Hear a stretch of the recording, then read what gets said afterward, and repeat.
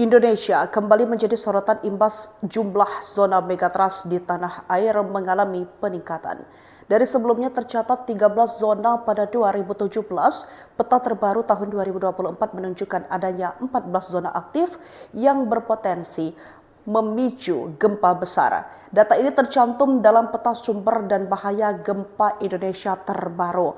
Hasil penelitian pakar menunjukkan bahwa saat ini terdapat 14 zona megatrust di Indonesia yang memiliki resiko memicu gempa kuat dan tsunami. Anggota Komisi DPR RI fraksi Partai Golkar Sandi Fitrian Nur sendiri mendesak seluruh pemangku kepentingan dan masyarakat untuk meningkatkan kewaspadaan dan kesiapsiagaan nasional secara komprehensif. Data dari BMKG ini bukan untuk ditakuti tetapi untuk dijadikan dasar kesiapan kita yang lebih matang. Kombinasi ancaman gempa besar berskala megatrust yang dapat memicu tsunami ditambah dengan cuaca ekstrim menciptakan kerentanan multidimensi.